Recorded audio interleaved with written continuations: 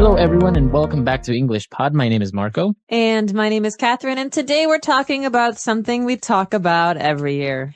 Every year after Christmas, or well, during the Christmas holidays, we talk about New Year's Day, and a very important topic, New Year's resolutions.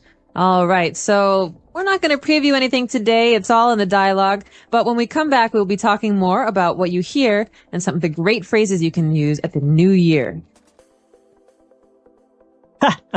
Did you read this? It says that the number one New Year resolution people make is to spend more time with friends and family. Why would that be funny? Well, think about it.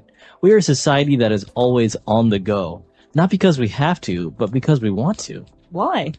We work hard and spend less time at home because we are trying to provide for our family with goods and services that are usually unnecessary. I don't agree, but anyways, I think you should start thinking of a New Year's resolution yourself. What's the point? We always make New Year's resolutions, and by February, we will have forgotten about them. It's pointless. Well, maybe then you should resolve to sticking to your goals and objectives. What about you? Your gym bag is gathering dust, and you still have brand new running shoes that are yet to be jogged in. Well, I would go if you kept your promise of going to the gym with me every day. Yeah, whatever. All right, great. We're back. So this is very typical, a New Year's resolution that you make, but then people don't really stick to it, etc. They don't? Usually they don't. All right, but you're probably wondering what is a New Year's resolution. So why don't we take a look at this word and many more on Language Takeaway. Language takeaway. Okay, so New Year's resolution, let's break this phrase down. The first phrase is New Year's. So the New Year is January 1st in the West, and it is celebrated on the 31st of December at night when the clock changes to the New Year. And a New Year's resolution, remember that S there, is something that you want to do or to change in the new year. It's a fresh start. Okay, so you pretty much, the verb that you use there is to resolve to do something. So my New Year's resolution is to, go to the gym every day. It's like a promise to yourself. Right. So, and this is very common, right, among Americans. They try because it's a new year, it's a fresh start, so they want to start doing something great. Exactly. We can talk about this at the end, but a lot of companies try to use this to sell Americans stupid things. So all right. We'll get there in a minute. But the two people in this dialogue are talking about the idea of spending more time with friends and family. And the other person says, well, sometimes it's hard to do that because you have to provide your family with goods and services. All right. This phrase goods and services is very common, especially in economics and sociology. So what does this mean? And they go together, right? So goods are tangible items, things that you buy, like food or, clothes, a TV, etc. Stuff. And services, of course, are other things like, for example, going to the doctor or the dentist or any other service you get. So service usually includes another person doing something for you. But you might not actually get something physical like a TV if you pay for it. Right. So goods and services, it's included in this phrase, always goods and services. Very good. And well, moving on, as we mentioned with the New Year's resolution, we had that verb there, to resolve. So what does it mean if I want to resolve? Okay, well, to resolve, as we said, is to decide or to promise yourself to do something. So it's a decision that you don't want to change your mind about. For example, this year, I've resolved to quit smoking. That means I've made a decision for myself and I'm going to do it. Okay, very good. It's very strong. And not to be confused with to solve, right? It has no real relation there, right? No, resolve to do something is to have a strong passion or interest in doing something for yourself or changing an action. Very good. And well, our last word for language takeaway is brand new. A brand new. Something that's brand new. Brand new. So buy a brand new car. Come down to Catherine's car lot. So brand new is something we hear a lot in marketing. It's also something that these words just go together very often. And something is new, okay, you just bought it or it just came out. But something that's brand new is really fresh, really new. So brand new, a brand new car, a brand new watch, etc. A brand new movie. a brand new movie, or brand new cereal. Have you ever tried it? Very good. So, great phrases there. Very good. So great words there. Why don't we listen to the dialogue again? And we'll be back with 3 phrases. Did you read this?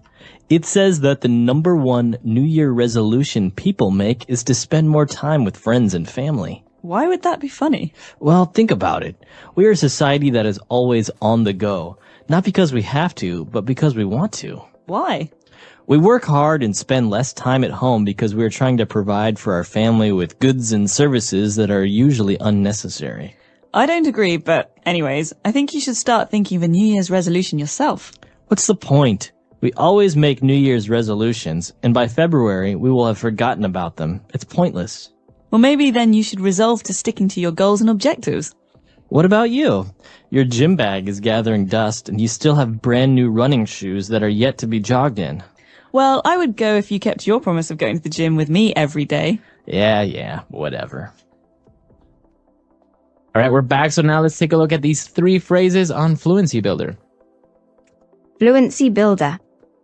Okay, this first phrase is very common at gas stations and food, like fast food chains. We could say on the go. All right. So he mentioned that we are a society that is always on the go. It means we're always moving.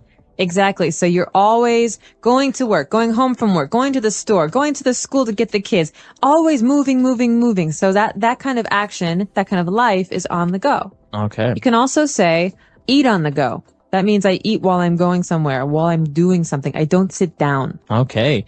So on the go. And well, talking about New Year's resolution, and we said that, well, many people resolve to do something, but they don't really do it. And we have a phrase that is used here, to stick to something. Stick to your resolution. To stick to it. So you think of tape or glue, these things that help things stick together. Okay. So in that sense, it's kind of, it's a way for you to describe continuing to do something or not stopping, not quitting, not ending it. And so I could say, remember how I said I wanted to quit smoking? Well, I'm really going to stick to this resolution because I think it's important. That means I'm not going to give up. Right. Very good. So you're going to stay with it. You're not going to give up. All right. So stick to something, like, for example, our English learners, they'll stick to learning English. And we could say as words of encouragement, hey, stick to it. Stick to it. Don't give up. With it. Don't give up. All right. And, well, finally, they were discussing, or more arguing about the gym membership and everything. And he mentioned that the gym bag is gathering dust. All right. This is a very nice phrase, I think, because it's very visual. I like phrases where you can see what's happening. So gathering means collecting. That means, that the dust in the air, it's building on this bag, and something is gathering dust if we don't use it. So we haven't gone to the gym because our bag is in the corner and it's just filled with dust. Exactly. We could also say this about the computer. Why should I buy you a new computer, Marco, if you never use the old one? That's just sitting in the house gathering dust. Very good. Okay. So it's another way of saying you never use it, you never do it, etc. Exactly. For an object, though, you can't say you are gathering dust. No, Right? well, that'd be a little weird. You might be dead or... All right. Great phrases. So why don't we listen to this dialogue one last time? Did you read this? It says that the number 1 New Year resolution people make is to spend more time with friends and family. Why would that be funny? Well, think about it. We are a society that is always on the go. Not because we have to, but because we want to. Why? We work hard and spend less time at home because we are trying to provide for our family with goods and services that are usually unnecessary. I don't agree, but anyways, I think you should start thinking of a New Year's resolution yourself. What's the point? We always make New Year's resolutions, and by February, we will have forgotten about them. It's pointless. Well, maybe then you should resolve to sticking to your goals and objectives. What about you? Your gym bag is gathering dust, and you still have brand new running shoes that are yet to be jogged in. Well, I would go if you kept your promise of going to the gym with me every day. Yeah, whatever. All right, we're back. And well, as you mentioned, there were some interesting things about this dialogue, especially when they talked about a society that's always on the go. And you mentioned that, well, sometimes you eat on the go. And I've seen people in the United States that are actually eating while driving. I'm guilty of doing that. Really? Yeah. have no time to actually sit down for like 15 minutes and eat. Now, I remember being in high school at home and, you just have so much stuff to do. You have school, then after school, there's like, soccer practice. After that, there's music lessons and you never have time to eat. So you have to grab food in the car. And then on the way home, you're picking things up and you get home and you do your homework or whatever. There's so much stuff to do and it doesn't stop. It doesn't stop when you grow up. It doesn't stop as if you're an older person. It's the way life is in America. Wow. Yeah. That's really interesting because I think many of our listeners that are in other countries would find that a little bit peculiar if they actually went to the United States and saw somebody in their car, like having a hamburger while driving, and sipping on their soda. Yeah, it's kind of sad, actually.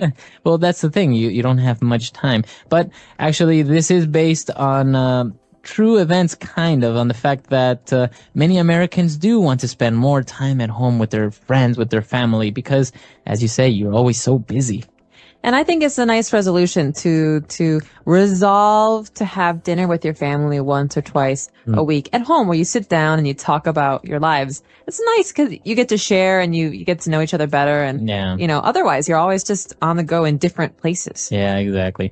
So we want to hear your comments and your opinions about this topic. So why don't you visit our website, englishpod.com, and we'll see you guys there. Don't forget to share with us your New Year's resolutions. Everyone's got one. Yeah. So, English Pod. My name is Marco. And my name is Catherine, and it's the Christmas season, Marco, so that means we have a very festive lesson today. That's right. Christmas is coming up, and, well, a tradition among many people around the world is to buy a Christmas tree. That's right. I remember when we used to do this in my family. It was one of my favorite times of the year. So we're going to explore this in today's lesson. After we listen to the dialogue, we'll be back to talk about some of these interesting words and phrases.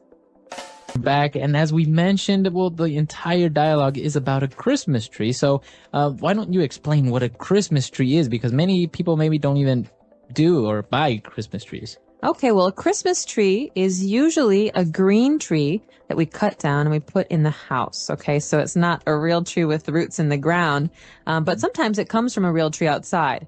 And the tree is very small on the top and it goes out like a triangle. Okay, so it's a special shape.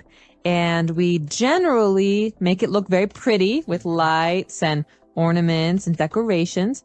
And on Christmas, on the 25th or the 24th, it depends where you come from, we put lots of presents underneath the Christmas tree. Wow, it sounds amazing. Well, yeah, and it looks very nice. It does look really beautiful, and it's just a really special part of Christmas. And well, as you mentioned, sometimes the tree is just a fake plastic tree, but many times it's a real tree, and the type of tree that you use is a pine tree. Exactly. And so pine tree is a kind of tree that doesn't have leaves. It has needles. That means that they're long, very thin green pieces that are all over the tree. And you can see these trees in most northern places like Scandinavia, or in America, maybe Illinois and Minnesota and Michigan and Vermont. And they're very, as you say, very unique trees, but they also have a very special smell, the smell of pine. They do. Very nice. It's such a nice smell that a lot of the things that we use in America to clean our houses have a pine smell, because it makes the house smell nice. Very good. So a pine tree. The dad brought a pine tree or a Christmas tree home, and, well, the wife was a little bit worried if it will fit. Okay, will it fit? This is a very important question because a lot of pine trees are very, very tall. Right. So if a pine tree is 3 meters tall or 4 meters tall, will it fit is a question we ask. Is it too big? Or is it going to be stuck on the ceiling in the house? And so we could ask this about anything. I just bought a new TV. Will it fit in the living room? I don't know. I'm very huge. nervous. I spent a lot of money. All right. And, well, you were talking about the Christmas tree and how you put a lot of nice decorations on it. And so we say that we decorate the tree. That's right. So the verb here, this is an action word, to decorate. So every holiday season in my family, we take one day and we decorate the tree. That means that we take very small, special ornaments and ribbons and lights, and we put them on the tree to make the tree look pretty. Wow. You can also say decorate the house. Right. Or to decorate the house for a party. So this means to make something look special or pretty. Very good. We've taken a look at very specific words related to, Christmas trees and decorating it. So why don't we listen to the dialogue again, and we'll be back to continue with some more language takeaway. I'm home. Everyone come here. I bought a Christmas tree. Look at this beautiful pine tree. Wow, it's huge. Are you sure it will fit in the living room? Awesome. I'll go get the Christmas lights. Of course it will. Help me put it in the living room. I found the lights. I got the Christmas ornaments. We could also place these stockings next to the chimney. Great idea. While we decorate the tree, we can listen to some good old Christmas songs. All right, we're back. So why don't we take a look at 3 more words on Language Takeaway Part 2. Language takeaway. There's just so many words that are associated with Christmas and the Christmas season that we have to look at them again here in Language Takeaway Part 2. And the first one we've already mentioned, it goes together with the phrase to decorate the tree. Okay, so what do we decorate the tree with, Marco? You mentioned ornaments. That's right. Christmas ornaments. Christmas ornaments. And so an ornament is a thing. It's something that we use to make something else look prettier. And so in this case, ornaments are sometimes round and red or green or gold. We hang them on the tree. And well, in this case, it's a Christmas ornament for the tree, but an ornament can be anything, any nice piece of art or something that you can use to decorate your house, right? Exactly. And in my family, ornaments aren't just those round circles or balls for Christmas. Every family member has a special kind of ornament. So my dad has Santa Claus ornaments, and my mom has bunny rabbit ornaments, and I have angel ornaments. Wow. So everybody has a special one. Oh, that's really nice. And well, apart from ornaments, there is also this tradition of hanging stockings. Okay, so a stocking, you might have heard this word before in the sense of a clothing item. A stocking is like a sock. A big sock. A big sock. And it also means the old stockings that women would wear, like tights. But in this case, a Christmas stocking, is a very, very, very big sock that we hang. And on Christmas, we get to fill it with very special things like candy and toys. Candy, toys, very good. So actually, you hang the stockings, and the common place to do it in, or to put them on, is on the chimney, right? That's right. So there's a fireplace, and usually above the fireplace, there's a shelf. We call it a mantle. And there's a place there to hang these. And the place where all of the smoke from the fire comes out is the chimney. Okay. It's also the place where Santa Claus comes down. Right. So you have the fireplace where you put the wood. You have the mantle, that's the space where you actually put the stockings on. And the tube that goes up and where the smoke comes out of is called the chimney. Right, so you don't want to live there. And then Right. actually the joke is that Santa Claus is definitely too fat to go down the chimney. But it's a special place in the Christmas story because that's what Santa Claus does. Very good. Interesting words. Why don't we listen to this dialogue one last time?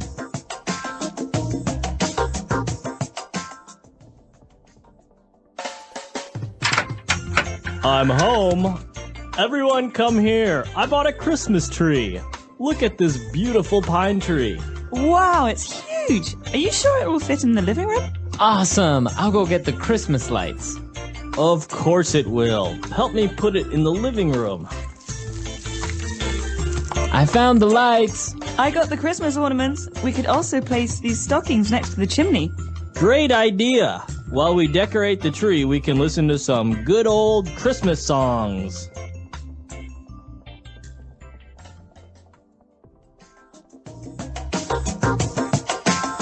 All right, we're back. So as you say, the Christmas season is important in America, and people not only decorate Christmas trees, but also their house, and even outside they put Christmas lights all over the house. They put little statues of Santa Claus and reindeer, and it's a very, sometimes lavish thing to do.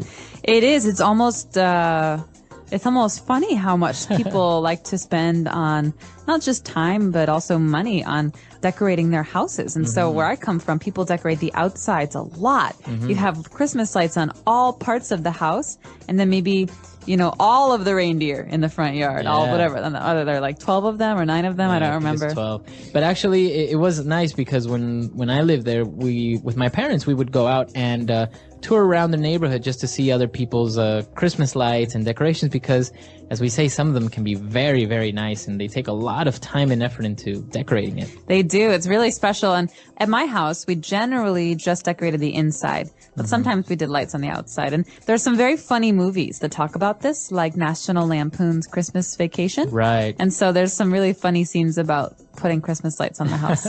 All right. Well, that's all the time we have for today, but we'll definitely post a link of this movie that's actually very good. It kind of depicts the traditional American in a funny way. It's a very funny movie. And welcome back to English Pod. My name is Marco. And my name is Catherine, and today we have an elementary level lesson for you guys out there. That's right. Today we are going to talk about an interesting topic, especially for women. We are going to the nail salon. Okay, so we're going to get our fingernails painted. All right, so let's take a look at vocabulary preview to find out what nail salon means. Vocabulary preview. All right, so if you go to a nail salon, it's a specific place where they paint your nails, right? Exactly. So it's a shop or a store where you can have your nails painted. So they have special people to help you. If you want to go get your hair cut, you would go to the hair salon. Exactly. So we have hair salon and nail salon. In this case, at the nail salon, they can't cut your hair. Okay, very good. So why don't we listen to our dialogue for the first time? Honey, I'll be right back. Where are you going? I told you already. I'm going to get my nails done. Again? You just went last week. You spend more time at the nail salon than you do here at home. Honestly, why do you need a manicure every week? Well, first of all, I like to pamper myself, and my nails look great. You should come with me. Why? I don't want to have nail polish or anything like that. They don't only paint my nails. The manicurist will remove my cuticles, file my nails, and apply at least 4 coats of nail polish. Yeah, sounds like something I should definitely do. All right, we're back. So now we found some very interesting and specific words related to nails. So why don't we look at those now on Language Takeaway? Language takeaway. All right. So this first word is an important word for every woman to know. And I know a lot of men who get this too. It's called a manicure. All right, manicure. And what exactly is a manicure? Well, a manicure is a service that you get at a nail salon. And that means that the people at the nail salon will cut your nails and shape your nails. That means if you want them to be pointy or boxy, and then you get them painted and dried. Okay, so they basically take care of your nails, of your fingernails, a manicure. Exactly. And so the important thing to remember here that a manicure is for your hands. Right, so you can also get your toenails or your feet taken care of, right? Exactly. So that's different. That's a pedicure because pedi means foot. So pedicure is for your feet and a manicure is for your hands. All right, very good. And well, we talked about painting your nails, and that paint has a specific name, right? Exactly. So you wouldn't use wall paint on your fingers, would you? Right. So you have to use a special paint, and this is called nail polish. Nail polish, okay. So a polish is something that makes a surface or a thing shiny. Okay, so nail polish is a paint that makes your nails very shiny. All right, very good. And well, moving on, we talked about a manicure, and there's a specific word for the person that provides this service, that takes care of your nails. Okay, so the job at a nail salon is manicurist. That's the person who paints your nails, okay? All right. And so you could say, I have a favorite manicurist. Her name is Sally. Okay, very good. And well, manicurists, they perform a manicure. And well, apart from painting your nails, they also push your cuticles or remove your cuticles, like in the dialogue.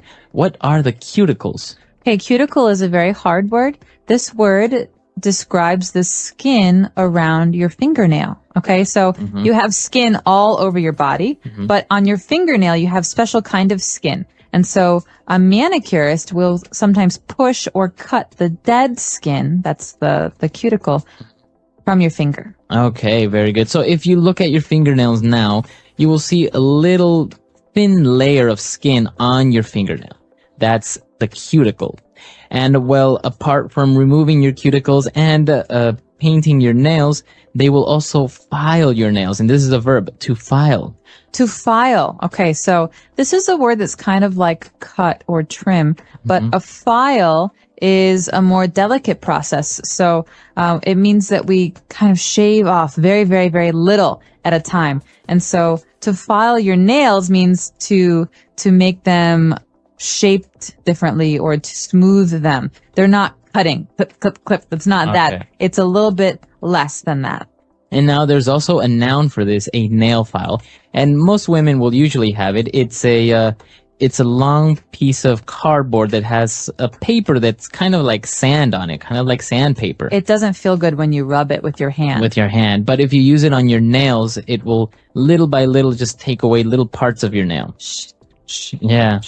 Like that. You usually see it, the many secretaries, in TV shows, they're always filing their nails. Exactly, making them perfect. Okay, so those are the words we have for language takeaway. Why don't we take a look at our dialogue again, and we'll be back in a little bit. Honey, I'll be right back. Where are you going? I told you already. I'm going to get my nails done. Again? You just went last week. You spend more time at the nail salon than you do here at home. Honestly, why do you need a manicure every week? Well, first of all, I like to pamper myself, and my nails look great. You should come with me. Why? I don't want to have nail polish or anything like that. They don't only paint my nails. The manicurist will remove my cuticles, file my nails, and apply at least 4 coats of nail polish. Yeah, sounds like something I should definitely do. All right, we're back. So now why don't we start with some phrases, some very good phrases that we found in this dialogue in Fluency Builder. Fluency Builder. This first phrase is really important when we talk about nails because it's the way that we describe going to the nail salon. So I can say, I'm going to get my nails done today. Okay, so to get your nails done, that means that you're going to get your nails cut, filed, painted, etc. I'm going to get a manicure, but that's very, serious. So you could say, I'm going to get my nails done. It's more spoken language. Okay, so I'm going to get my nails done, or you got your nails done. Very good. And well, the woman was talking about why she likes to go get a manicure, and she said that she likes to pamper herself. Okay, this is very common, especially when women are trying to talk about why they spend money on hair and nails and clothes. They say, I like to pamper myself. To pamper means to treat very, very well. Okay. So if you go get a manicure, it's kind of like pampering yourself, or maybe going to a spa. Exactly, or getting a massage. And so we could say also, don't pamper the dog. He's very naughty. So a synonym would be to spoil. To spoil oneself, to pamper. Indulge. Okay. So, and, well, she was talking about how they perform a manicure, and she talked about 4 coats of nail polish. So a coat, we know that it's a kind of like a jacket, right? But in this case? Yeah. In this case, it means a layer. So you paint your nails one time, okay? You have color. Maybe it doesn't look right. Okay, it's very thin. So you say, okay, I'm going to paint 2 coats, and then you paint one more time, and the color gets darker. And you paint one more time, and the color gets very dark and very thick. And so these are called coats. That means layers of nail polish, and it's a special word we use when we're talking about painting our nails. Right, so it's not only for nails, but if you're painting your house, maybe you need 2 or 3 coats of paint. Exactly. If we have a red wall and we want to paint it white, we definitely need 2, 3, maybe 4 coats of paint. Otherwise, we'll still see the red. Okay, very good. Very interesting phrases. Let's take a look at this dialogue for the very last time, and we'll be back shortly. Honey, I'll be right back. Where are you going? I told you already. I'm going to get my nails done. Again? You just went last week. You spend more time at the nail salon than you do here at home. Honestly, why do you need a manicure every week?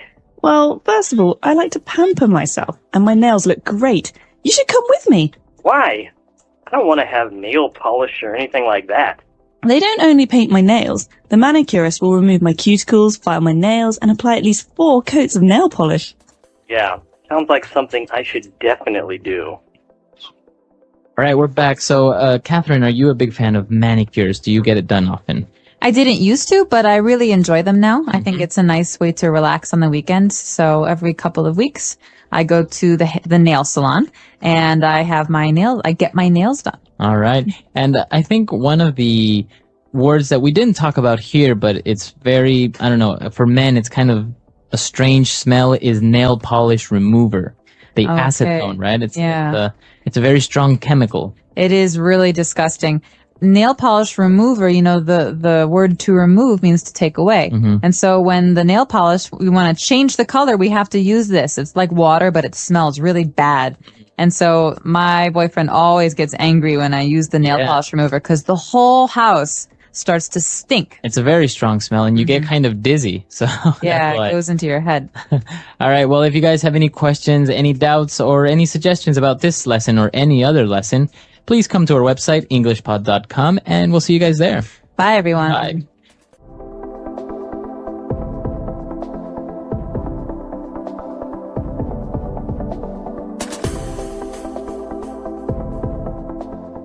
Name is Marco. I'm Amira. Amira and I are here today with an interesting lesson about a hotel situation. Amira, why don't you give us a little bit more information? Well, the situation is taking place in a hotel, and someone is checking in and is obtaining an upgrade. An upgrade. Okay, that's an interesting word. Why don't we listen to the dialogue and then we'll come back and explain all this vocabulary.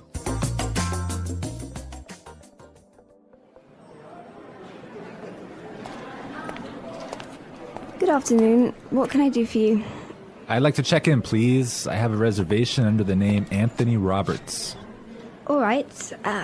Roberts. Oh, Mr. Roberts, we've been expecting you. And here is your key card to the presidential suite.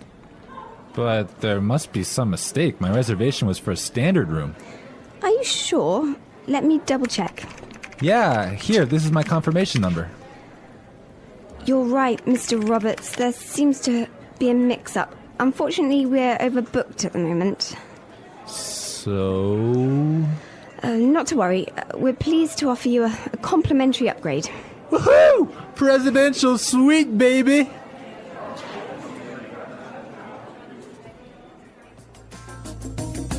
Okay, everyone. That is nice, huh? Yeah, the guy is really excited that he's gonna get the presidential suite. Yes, there's some interesting phrases and vocabulary items here, and I know, Marco, you want to talk about some of them. Right. The first one, and this is really useful for all of our listeners who travel a lot, this phrase will come in handy. And it is, I have a reservation under the name.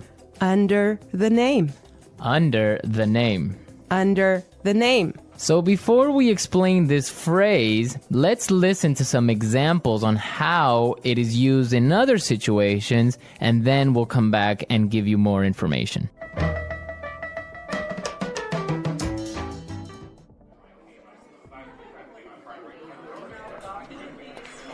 My secretary made a reservation under my name. I'm sorry, sir. I don't have a reservation under that name. Do you have a reservation under the name Smith?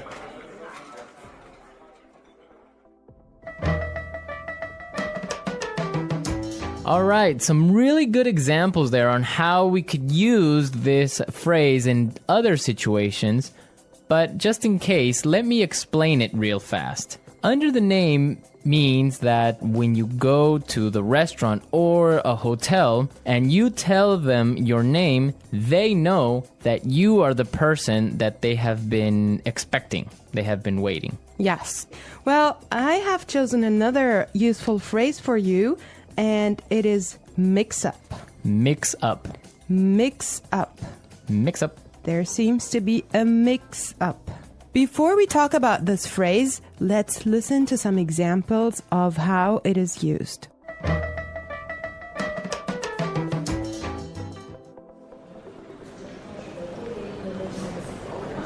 There was a mix-up at the airport and my bags were sent to Antarctica.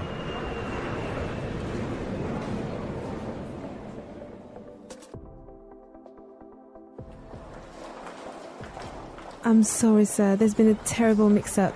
We've given you the wrong baby.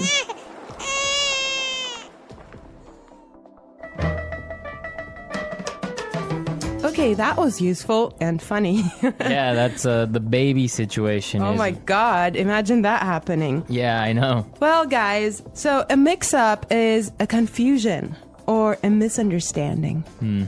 Exactly. Well put. All right, Marco, what do you have for us? Okay, the next word that we should take a look at is overbooked. Overbooked. Overbooked. Overbooked. What does that mean? So if a hotel or a flight is overbooked, it means that they are full.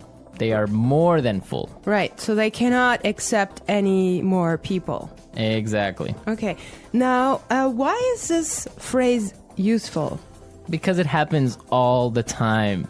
There's so many other situations where you can use this word or hear it from other native English speakers. For example, a bus or a train can be overbooked. Exactly, that's really common.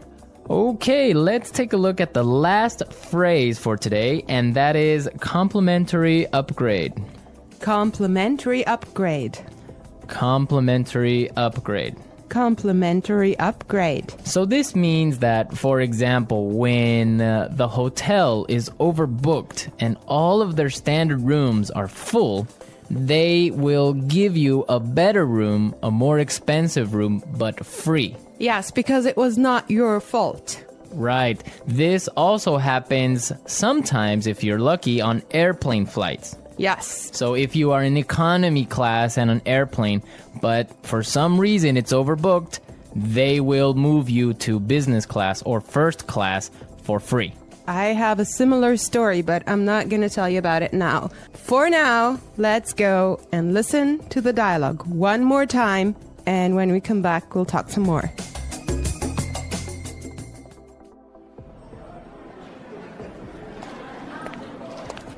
Good afternoon. What can I do for you? I'd like to check in, please. I have a reservation under the name Anthony Roberts. All right. Roberts. Oh, Mr. Roberts, we've been expecting you. And here is your key card to the presidential suite. But there must be some mistake. My reservation was for a standard room. Are you sure? Let me double check. Yeah, here, this is my confirmation number. You're right, Mr. Roberts. There seems to be a mix-up. Unfortunately, we're overbooked at the moment. So? Not to worry. We're pleased to offer you a complimentary upgrade. Woohoo! Presidential suite, baby!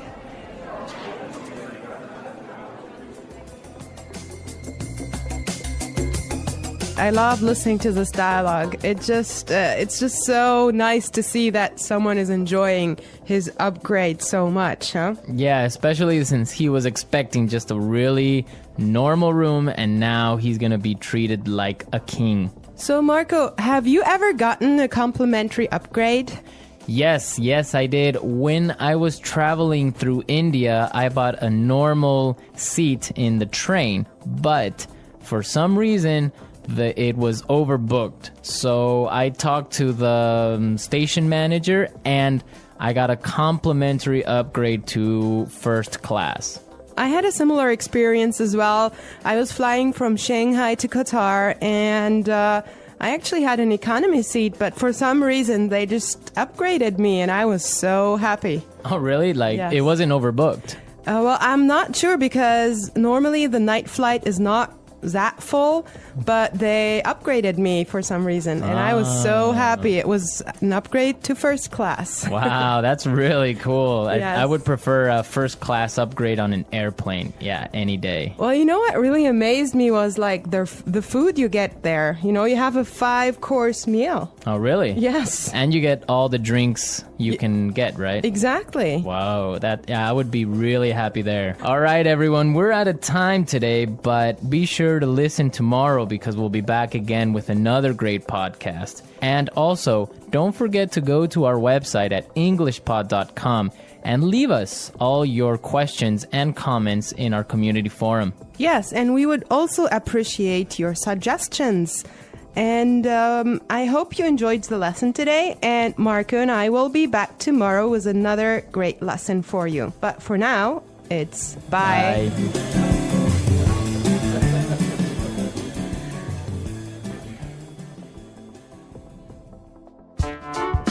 The English Pod audio review. Listen to the meaning, then say the vocabulary word. Check in. Under the name. Reservation. Confirmation. Mix up. Complimentary upgrade. Overbooked. Check out. Booking. Concierge. Deluxe room. Receipt. Let's try that faster.